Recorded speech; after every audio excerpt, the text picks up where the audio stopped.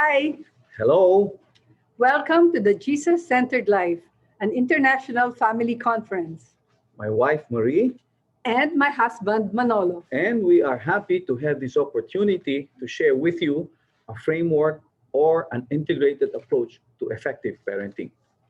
This framework consists of essential principles and skills and good practices Marie and I have accumulated over the years in our roles as moderators and trainers with the Every Child Foundation. Most importantly, these principles, skills, and practices have helped us in our most cherished roles as mom and dad to our five children who are now adults. We call this framework the Parent Leadership Model, with its essential components put together within the structure of a house. Allow us to briefly describe each part. First of all, why parent leadership? Years ago, we came across this quotation of the family addressed to parents. Open quote: You are the parent, yours is to influence. The moment you delegate that influence or responsibility to the world, you open your home like a floodgate to a deluge of counterproductive forces. Close quote. A key concept that stood out to us in this quotation is parent leadership. Effective parents exercise leadership of their family. If family is our most important business, then parent leadership should be our most important responsibility. Parents have a sacred mission to light a fire of love for God in the hearts of our children, a love for Jesus and His church. Let's talk about the foundations of parent leadership. The foundation of any home is the most important part. The foundation of this model is the Jesus centered marital relationship. Our marriage is our lifetime project. It's not a bed of roses, but it's really worth the journey. Manolo and I have been married for 44 years.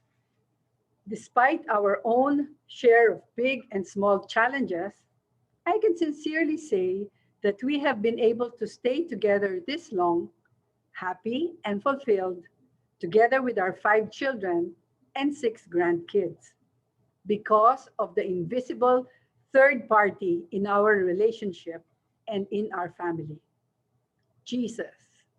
Jesus is the source of meaning, the source of all goodness, the source of the strength, and the source of all the help that husbands and wives need to be able to deal with the challenges that are a normal part of a couple's journey. How true what Fulton Sheen said in his book: It takes three to get married, it takes three to stay married. And I might add, it takes three to continue to grow in love and to attain the vision that God has for a man and a woman united in marriage. I think of the wedding at Cana where Jesus performed his first miracle. He transformed water into the best tasting wine.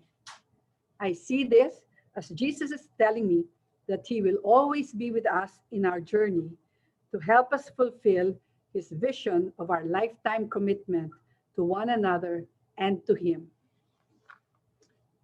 Another key foundation: father and mother unity and complementarity.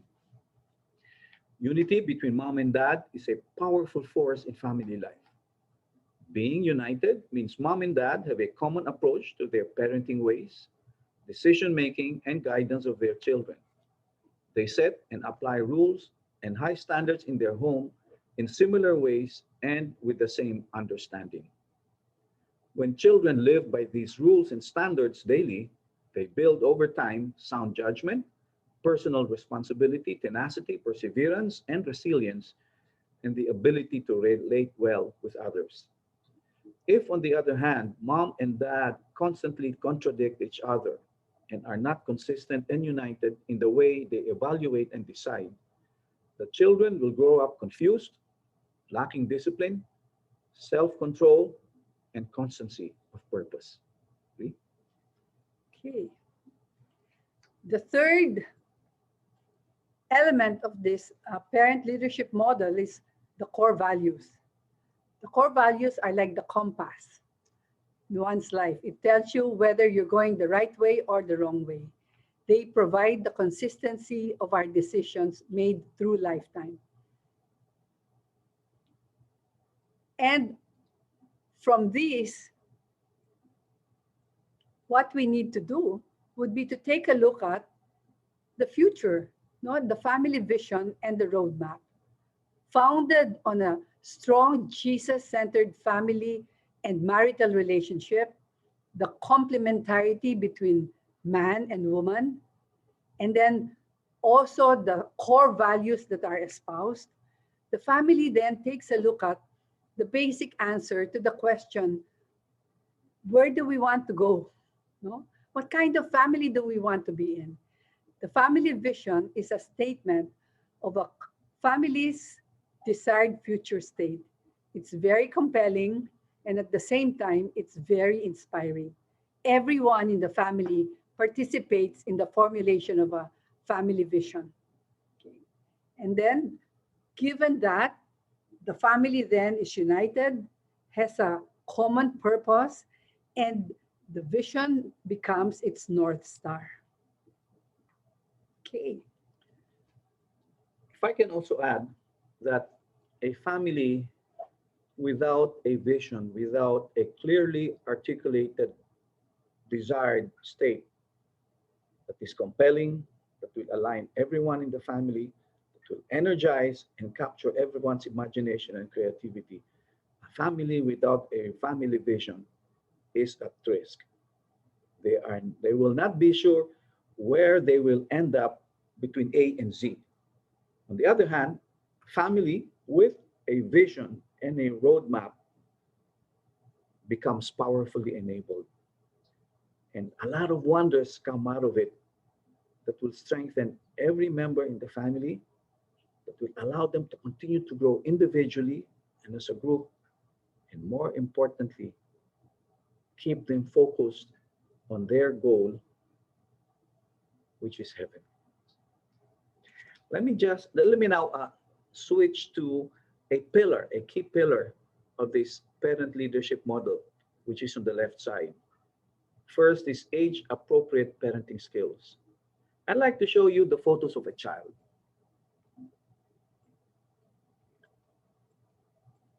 This child growing up from an infant to a toddler to a preschooler to middle childhood or a tween to a teenager. As the photos indicate, this one person evolves to a changed individual at each stage with an evolving set of physical, social, emotional, and cognitive learning challenges. The understanding and subsequent guidance by the parents of this one child calls for a different approach at each stage. A change of parenting strategy from toddler to childhood, and then again from childhood to middle childhood, and then again from middle childhood to teenage, what we call age appropriate parenting skills. If mom and dad do not adapt and change their approach, in due time, the child will feel that she is not adequately understood and emotionally supported by her parents. That could lead to an emotion gap between parents and child, and parenting guidance will be less effective. Now, you might ask, how will I know when and what strategy to apply? Well, you can read up and study on them. There are also institutions that offer these courses, such as Family Enrichment and EduChild. The next item on the left side of the pillar is emotion coaching, a specific parenting skill we consider to be critical. We learned about emotion coaching from the Institute of Dr. John Gottman. It consists of 5 steps that start with A, being aware of and recognizing when a child is experiencing a negative emotion. He or she may be hurt, disappointed, angry, or dejected. B, listening emphatically or putting oneself in the shoes of the child. And C, guiding, not directing, guiding the child to deal with and address his negative feeling. Why is emotion coaching a critical parenting skill? Longitudinal research by the Gottman Institute discovered that children who had emotion coaching parents were on an entirely different trajectory than the children of other parents. These children became emotionally intelligent persons, were able to regulate their emotional states, could calm themselves, and had fewer infections and diseases, related better to other people even in tough situations, had better friendships, relationships at work, and later with a spouse. Emotion coaching parents, importantly, build bridges of loyalty and affection with their children, which become the foundation for instilling values and raising moral people. People who later are able to pursue a career and be in a successful marriage. On the right side is another pillar, the four C's. The mission of parents is to form their children for lifetime success with strengths of mind, heart, and will. The four C's that we want to form in our children: character, competence, compassion, and conscience. These four C's are virtually self explanatory. In the interest of time, I will not dwell on their definitions and dimensions. Instead, I turn you over to Marie. Okay, so we've seen the pillars, we've seen the foundations on which these pillars hold, and we have the family vision, no? But there's a need to put it to life. It's one thing to know where you want to go. It's another thing to know and to discuss how you're going to get there. And this is really what is inside the house. Okay? You know, the spirit, the living spirit that influences everything that happens in this house is a deep friendship with Jesus, which started between mother and father, and then through the mother and father and their work in sharing the faith, cascaded to each and every child and followed through. The friendship with Jesus is something that is very dynamic, and each child discovers this. It's a very personal relationship, but it's the same love, it's the same mercy, it's the same forgiving disposition, it's the same generosity and spirit of service that permeates through the members of the family. And as a result of this, there are other things that happen in the home that basically are influenced by this deep friendship in terms of the rights and traditions that the members decide to pursue. Prayer time, family meals, characterized by prayers before and after, and lively chatter and sharing of experiences during the day. It may also be celebration and thanksgiving, no, and many others. Plus, family life and what happens in the home can also be fun. And every day provides many meaningful memories that the family can store and that can be sources of inspiration and strength during troubled times. Okay, and also sound criteria. In the process of growing deeper in one's friendship with Jesus Christ, we get to know him, we really get to know his life, the nuances in how he related with people, how he interacted with them, and then we will see what these very important criteria are. And before we know it, everybody starts to live them. And lastly, citizenship. From the family, it then goes out into the community. There is that very spontaneous desire to be of service within the family at first, but then from the family, it flows out into the community, into the nation, and into the world. Okay, so really, the living force here is Jesus. He fires up. He fires up the love between the mother and the father, and between the father and the children, and the father and everybody else, and the mother and the children, no? And the whole family. Okay? And that is what is really the source of strength. Okay.